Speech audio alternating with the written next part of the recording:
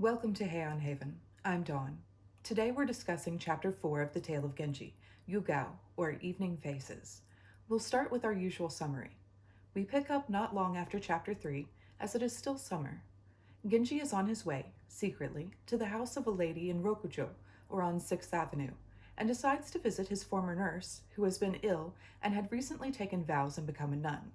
Genji arrives to find the gate locked and sends for the nurse's son, Koremitsu. Next door, women can be seen peeping from behind new blinds in a humble home. Seeing beautiful white flowers, Yugao, or evening faces, growing there, he sends a guard to pick some. A young girl emerges with a fan to place the flowers on. Koremitsu appears, apologizes, and shows Genji's carriage in. After visiting with his nurse, Genji orders more services to be performed for her benefit. As he leaves, he has Koremitsu bring a light to read the poem written on the fan he received the flowers on. The calligraphy intrigues Genji, and he orders Koremitsu to discover who the lady is and sends off a response poem before continuing on to Rokujo. Several days pass, and Koremitsu arrives with news about the lady at the House of Evening Faces, who we will call Yugao. Thinking about the rainy night discussion of women in Chapter 2, Genji wonders if this was a woman of the lowest class who was actually interesting. He asks Koremitsu to find out more. While Genji is thinking about Utsutsume, the young wife, and her stepdaughter, the EO deputy returns to the capital and comes to visit Genji. While speaking with him, Genji realizes that Utsutsume's coldness to him is to be admired. Soon after, word arrives that EO will be marrying off his daughter and then returning to the provinces, taking his young wife with him. Genji becomes desperate to try and see her again. Utsutsume answers his letters, wanting to not be forgotten, but had decided their difference in rank was too great for them to ever be together. Autumn arrives. Genji has visited his wife, Aoi, so little that the entire household, including his father-in-law, have begun to resent him. He finally wins the Rokujo lady's affections, but his ardor for her immediately cools. Koremitsu arrives with a story about the ladies of the House of Evening Faces getting excited over seeing Tono Chujo's carriage, and Genji wonders if this lady was his former lover. Genji asks Koremitsu to arrange a meeting with her, who does so, and Genji visits Yugao in disguise, careful to not reveal himself to her. The secretive affair becomes an obsession on Genji's part. Concerned that her abode is just temporary, he considers moving her to Nijo, but instead cajoles her into running away with him. They spend the rest of the night and the next day in a disused mansion. Genji finally reveals himself to her, but she refuses to open up to him. While they're resting, Genji wonders if he's been missed at the palace and how jealous the Rokujo lady must be. The lovers fall to sleep. Genji sees a woman who chastises him for running off with a common girl and then tries to pull Yugao away from Genji, who awakes with a start to find Yugao in a distressed state and unconscious. Leaving the lady's attendant, Ukon, with her, Genji goes to fetch servants and a light. He asks for Koremitsu, who has come and gone. The guard is ordered to twang his bowstring to drive off evil spirits. With the light brought in, Genji sees the apparition again and finds that Yugao has stopped breathing. He sends for Koremitsu and his brother, a priest, and holds Ukon to comfort her. Near dawn, Koremitsu arrives.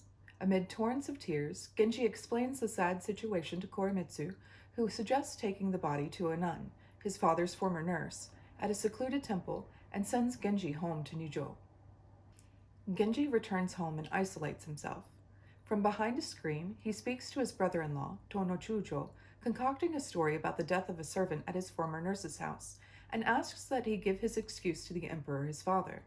Tono Chujo doesn't believe him.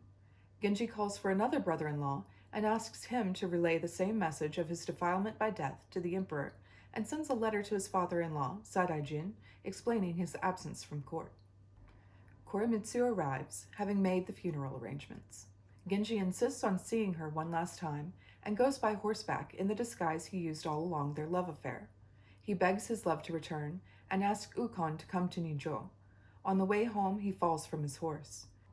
He returns home and becomes seriously ill, finally recovering as the 30-day defilement period is passed. He then returns to service at the palace. Ukon had been brought into his service, and revealed that her mistress was indeed the former lover of Tono Chujo, his Tokonatsu, and that they had a daughter. Genji wishes to raise the child as a memento of his brief love affair, but Ukon is unable to ask after the child without revealing what had happened to her mistress to those of the House of Evening Faces. Having had no messages for quite a while, Utsutsume sends a message to Genji, who replies, and also sends a message to her stepdaughter, who is now betrothed to a lieutenant or lesser captain.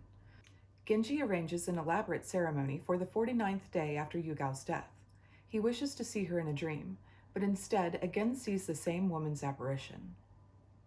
On the first day of winter, Utsutsume leaves for the province, and Genji sends her off with elaborate gifts and returns her robe. Our narrator excuses herself for not revealing Genji's affairs earlier, but is afraid she will now be censured for having said too much or for being spiteful. Our author certainly revealed quite a lot in this gossip-filled chapter of romantic interludes and secret relationships. The small insertions of the narrator put me in mind of someone being told all the sordid details, even though our narrator explicitly states that they are leaving out certain details because they would be tedious. For this project, it's the difference in the details that we're looking for. We can start with the title. Yugao is translated to Evening Glory by Suematsu, Evening Faces by Waley, Seidensticker, and Washburn, but Tyler uses Twilight Beauty, with the note that Evening Faces is the more literal translation. I did a little reading, and there are a number of white, night-blooming flowers that all look generally the same and are all called by all of those names. One of the things I really enjoy in Tyler's translation is the explanation of the title of the chapter given on each chapter page. Combined with the who's who list of the characters and their relationships, Tyler makes it easy to dig into the chapter. This is something that Washburn could have emulated to good effect to increase the accessibility of the tale, his named driver for his translation. Seidensticker continues to grow on me, despite the shorter sentences, with his careful use of footnotes. An interesting thing is happening because of the order in which I'm reading the translations. You may recall that I decided to read the translations in order of publication, Suematsu first, followed by Waley, Seidensticker, then Tyler, and finishing with Washburn. By the time I get to Washburn, I've taken in the footnotes of the other translators and can fairly easily pick out where Washburn inserted the information into the text. It's really neat. But let's circle back to direct translation differences and another missing bit of text. Once Genji has revealed himself to Yugao in the disused mansion, uncovering his face, he asks for her name. She replies with a reference to a poem. According to Waley and Seidensticker, she is a fisherman's daughter. Washburn uses fisherman's child, but Tyler translates it as diver's daughter. I'm curious about the word that is at the root of the difference. Suematsu, however, omits the conversation altogether. I dislike his omission because it steals some of the nuance from Yugao's character development, which is brief enough as is. She understands that her rank is far, far below that of Genji, but she was born with a bit of rank. Her father was a lesser captain. So she is a noblewoman, but being an orphan and having no support, has fallen into this pitiful condition. And yet, she keeps an admirable bearing and has managed to gain enough knowledge of poetry to banter with the son of an emperor appropriately. That's some of what this cut line steals. The Genji Monogatari may be named for a man, but is a work that is centered on the lives of a spectrum of women, a veritable study of feminine behavior under the strict confines of Heian society. Ooh, 4 chapters in and I already have opinions. One last translation difference.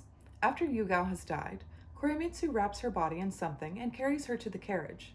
Suematsu translates the item to a mantle, likely the same that Genji has drawn up over the body when the light is finally brought in. This makes me think it was the same item described by other translators as the crimson gown he exchanged with her when he made vows of love that she is still wearing when he goes to visit her body before her cremation.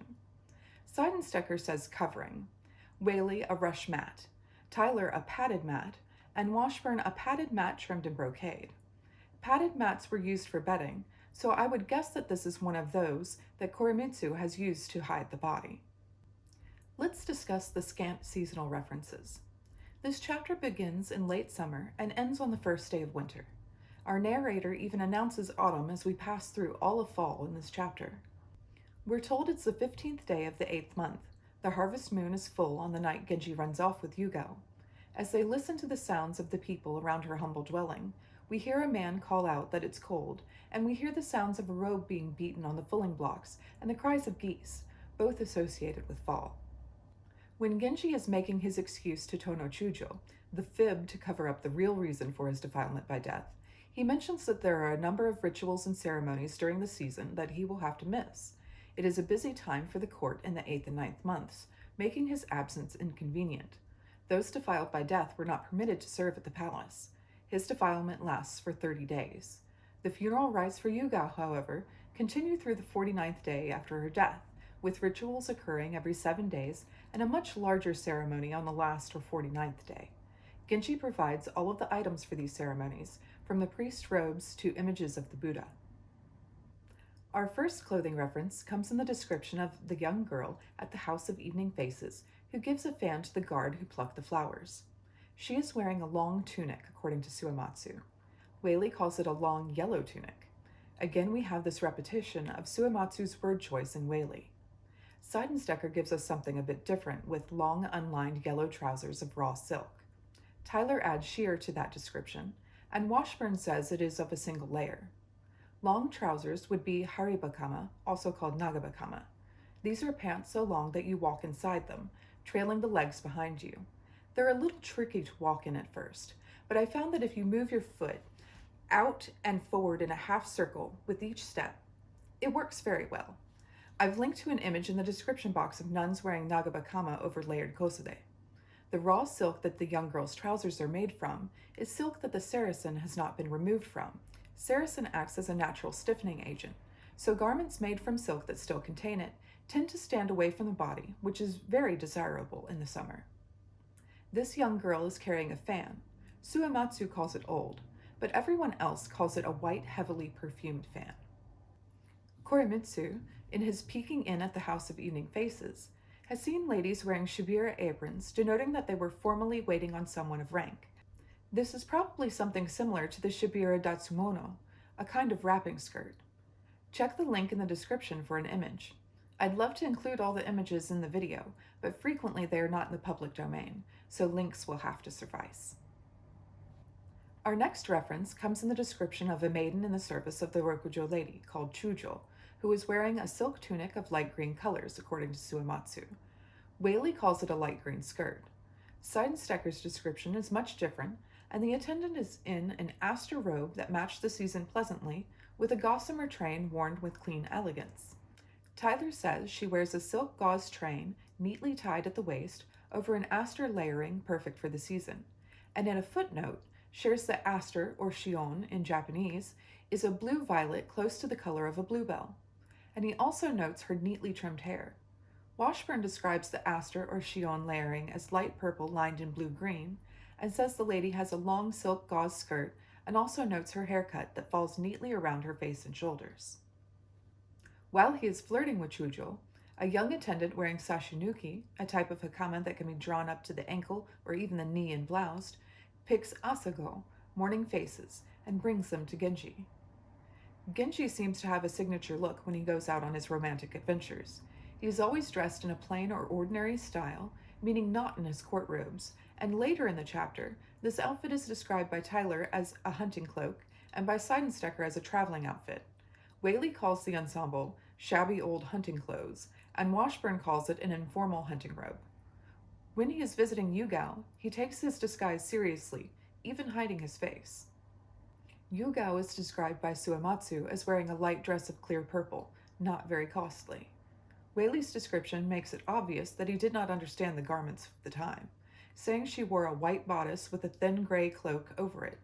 To my knowledge, there is not a period garment that corresponds to a bodice.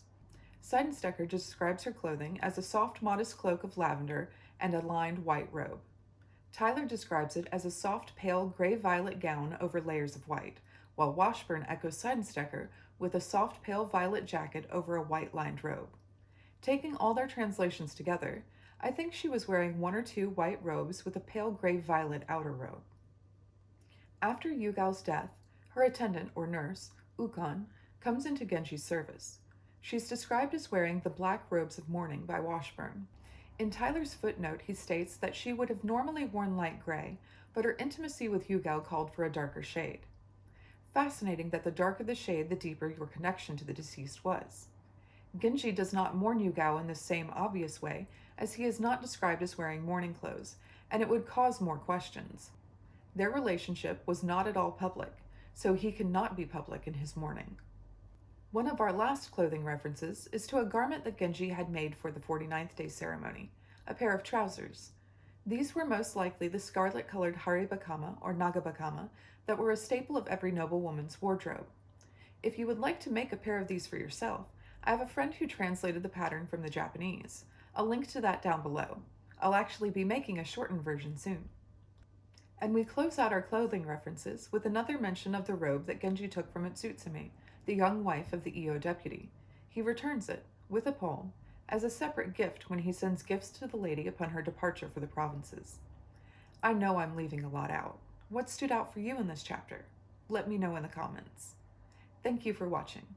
Join me next time for Chapter 5, Waka Murasaki, Little Cromwell. Subscribe if you'd like to explore the Heian period of Japan with me through the Tale of Genji.